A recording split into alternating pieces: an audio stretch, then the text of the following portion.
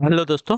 Good evening, नमस्कार। आप सभी का स्वागत है आप सभी के अपने यूट्यूब चैनल परीक्षा की शिक्षा में। उम्मीद करता हूँ, आशा करता हूँ आप सभी स्वस्थ हैं, कुशल मंगल है, अपनी तैयारी जो है अच्छे और बढ़िया तरीके से कर रहे हैं। तो जो भी क्लास में फर्स्ट टाइम आए हैं, पहली बार आए हैं, नए हैं, उन सभी को बता दिया जाए कि हमारे चैनल पे जो है आपकी बीएड परीक्षा 2025 की आपकी तैयारी चाहते हो डेली बेसिस पर जो है रेगुलर करवाई जाए। तो जिसे भी तैयारी पूरी करनी है, कंप्लीट करनी है, चैनल को सब्सक्राइब करके आप लोग हमारे साथ जुड़े। क्लास का समय देखिए, जीके जीएस की जो है सुबह 10 बजे डेली बेसिस पे देखने को मिलती है। रीजनिंग की जो क्लास है दोपहर को 1 बजे, कला की जो क्लास है शाम को 4 बजे, हिंदी की जो क्लास है शाम को 7 बजे आप सबको हमारे चैनल पर देखने को मिलती है। आप सबको इसी टाइम पर क्लास से जुड़ के तैयारी को पूरा और कंप्लीट करना है। नीचे डिस्क्रिप्शन आप सबको इंस्टाग्राम टेलीग्राम का लिंक मिलेगा, तो आप इंस्टाग्राम पर फॉलो करेंगे, टेलीग्राम चैनल को ज्वाइन करेंगे। टेलीग्राम चैनल पर डेली बेसिस पे क्लास का अपडेट, आपको एग्जाम का अपडेट जो है साथियों मिल जाएगा। तो आप लोग जो है टेलीग्राम चैनल को ज्वाइन कर लेंगे। ठीक है, चलेंगे क्लास स्टार्ट करें बिना किसी देरी के। एक एक क्वेश्चन आपके एग्जाम के लिए बहुत इंपॉर्टेंट, ध्यान से एक एक क्वेश्चन को देखिएगा, समझिएगा, उत्तर देने की कोशिश करते हुए आगे बढ़ेंगे। क्लास स्टार्ट करने से पहले जिसने अभी तक क्लास को लाइक नहीं किया लाइक करेंगे, शेयर नहीं किया शेयर करेंगे, जिसने अभी तक चैनल को सब्सक्राइब नहीं किया लोग जो है चैनल को सब्सक्राइब करेंगे। जिस देश में बेरोजगारी है उसके लिए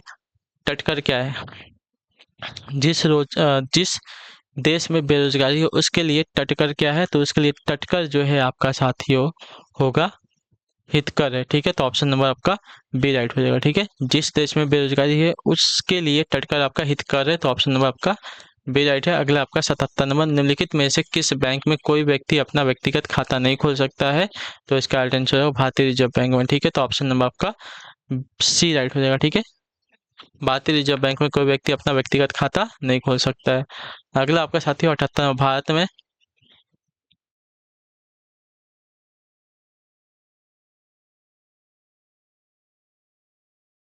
भारत में राष्ट्रीय विकास परिषद का गठन हुआ था, बताएं। भारत में राष्ट्रीय विकास परिषद का गठन हुआ था, तो ऑप्शन नंबर आपका 1952 में। ठीक है, ऑप्शन नंबर सी आपका राइट आंसर हो जाएगा। राष्ट्रीय विकास परिषद का गठन आपका 1952 में हुआ था, जबकि योजना आयोग का गठन आपका 1950 में हुआ था। राष्ट्रीय विकास परिषद का कार्य आपका पंचवर्षीय योजनाओं का क्रियान्वयन करना है। प्रधानमंत्री ही राष्ट्रीय विकास परिषद का अध्यक्ष होता है। ठीक है, अगला क्वेश्चन आपका 79 नंबर बताएगा, राइट आंसर हो जाएगा। किस गुप्त शासक ने हुडो को पराजित किया था? तो आपका राइट आंसर हो जाएगा साथियों, किस गुप्त शासक ने हुडो को पराजित किया था? तो आपका राइट आंसर यहाँ पे हो जाएगा साथियों स्कंदगुप्त ने। ठीक है, ऑप्शन नंबर आपका डी राइट होगा। ठीक है, स्कंदगुप्त ने जो है हुडो को पराजित किया था, ऑप्शन नंबर आपका डी राइट है। 80 नंबर बताइएगा जजिया क्या था? तो जजिया जो है आपका एक धार्मिक कर था, ऑप्शन नंबर आपका ए राइट होगा। ठीक है, जजिया आपका एक धार्मिक कर था। 80 हो गया, 81 नंबर उत्तर दीजिएगा। सबसे बड़ा महाद्वीप है क्या? तो सबसे बड़ा महाद्वीप आपका यहाँ पे एशिया महाद्वीप है, ऑप्शन नंबर आपका ए राइट होगा। ठीक है, चलिए अगले क्वेश्चन की तरफ बढ़ेंगे। 82 82 में सांख्य कारिका की रचना की किसने बताई? सांख्य कारिका की रचना किसने की? तो आपका आंसर ईश्वर कृष्ण ने, ऑप्शन नंबर आपका सी राइट होगा। ठीक है, सांख्य कारिका की रचना आपकी ईश्वर कृष्ण ने की थी। 83 है, निम्नलिखित में से कौन लागत जनित मुद्रास्फीति का कारण बनती है? निम्नलिखित में से कौन जो है लागत जनित मुद्रास्फीति का कारण है?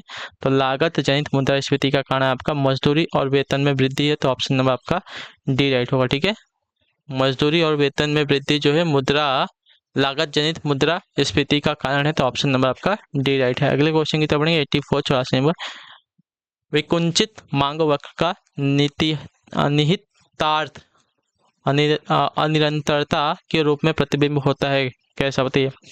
विकुंचित मार्ग वक्र का निहितार्थ अनिरंतरता के रूप में प्रतिबिंब कैसा होता है? तो इसका राइट आंसर हो जाएगा सीमांत आय वक्र में होता है, तो ऑप्शन नंबर आपका ए राइट होगा। ठीक है, विकुंचित मांग वक्र का निहितार्थ अनिरंतरता के रूप में प्रतिबिंब आपका सीमांत आय वक्र में होता है, तो ऑप्शन नंबर आपका बी राइट है। अगला आपका 85 85 लेविस के अनुसार वर्तमान मजदूरी दर पर श्रम की पूर्ति होती है कैसी? तो आपका राइट आंसर पूर्णतया लोचदार, ऑप्शन नंबर आपका डी राइट होगा। ठीक है, लेविस के अनुसार वर्तमान मजदूरी दर पर जो श्रम है, श्रम की पूर्ति आपकी पूर्णतया लोचदार होती है, तो ऑप्शन नंबर आपका डी राइट है। अगला आपका साथियों 86 86 अर्थशास्त्रियों का कार्य अनुसंधान एवं व्याख्या करना है, न कि समर्थन अथवा निंदा करना है। यह कथन किससे संबंधित है?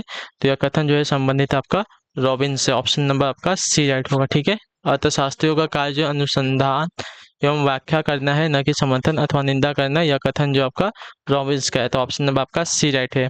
चलिए 87 है, 87 नंबर बताइएगा राइट आंसर का। भारत में राजकोषीय उत्तरदायित्व का बजट तथा प्रबंधन नियम लागू किया गया किस वर्ष बताइए?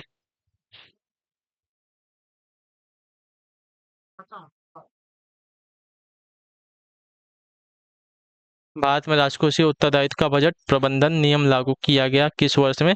तो इसका राइट आंसर आपका हो जाएगा साथियों, यह जो है प्रबंधन किया गया था आपका 5 जून 2004 में। ऑप्शन नंबर आपका बी राइट होगा। ठीक है, चलिए अगले क्वेश्चन की तरफ बढ़ेंगे। आपका 88 नंबर उत्तर दीजिएगा। ऑपरेशन फ्लड का संबंध किससे है? तो ऑपरेशन फ्लड का संबंध जो आपका दूध उत्पादन एवं वितरण से है। तो ऑप्शन नंबर आपका डी राइट है। अगले क्वेश्चन की तरफ बढ़ेंगे। 89 राष्ट्रीय ग्रामीण रोजगार गारंटी कार्यक्रम प्रारंभ हुआ था कब? बताइए।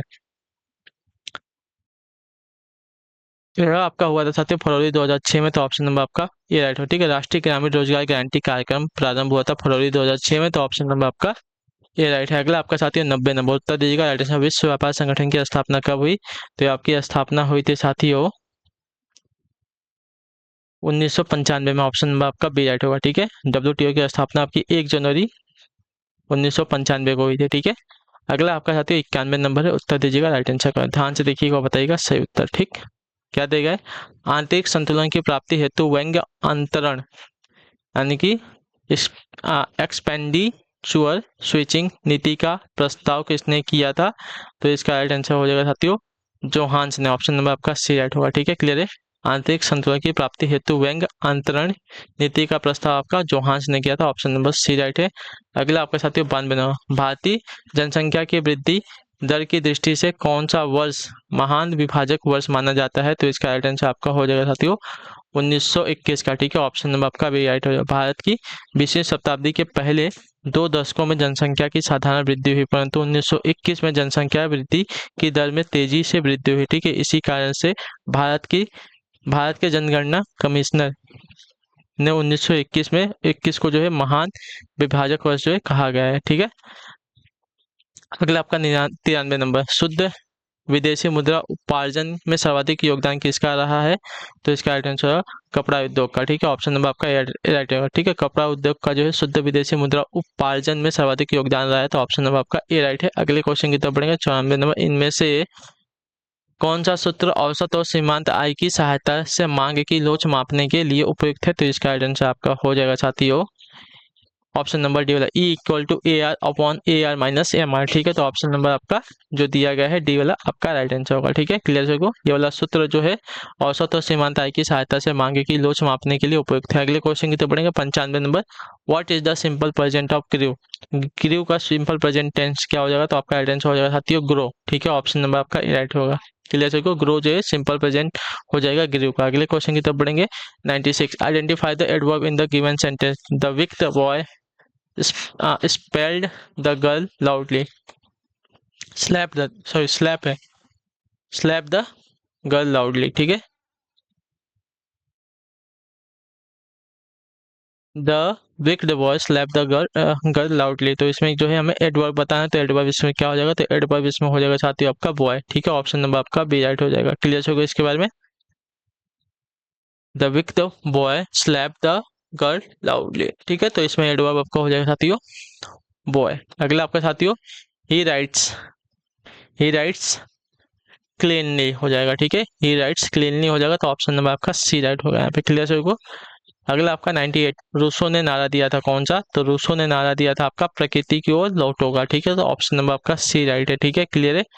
रूसो ने नारा दिया प्रकृति की ओर लौटो है। अगला आपका 99 नंबर बताइएगा आंसर होगा मध्यकालीन तो न रहा लेकिन आधुनिक भी न बन सका, यह कथन किसके संबंध में कहा गया है? तो यह कहा गया था साथियों आपका जीनो बोंदा के संबंध में। ठीक है, ऑप्शन नंबर आपका सी वो मध्यकालीन तो न रहा लेकिन आधुनिक भी न बन सका, यह कथन जो है जीन बोंदा के संबंध में कहा गया। अगला आपका 100 नंबर है राज्य की उत्पत्ति का सामाजिक अनुबंध सिद्धांत मानता है कि व्यक्ति और राज्य का संबंध कैसा है? तो यह है आपका ऐच्छिक। ठीक है, ऑप्शन नंबर आपका सी राइट होगा। राज्य की उत्पत्ति का सामाजिक अनुबंध सिद्धांत मानता है कि व्यक्ति और राज्य का संबंध आपका ऐच्छिक है। ऑप्शन नंबर सी राइट होगा। ठीक है, चलिए इसी के साथ जो आपकी क्लास है आज की यहीं पे पूरी होती है, कंप्लीट होती है। उम्मीद करता हूँ कि आपकी क्लास जो अच्छी लगी, पसंद आई क्लास को।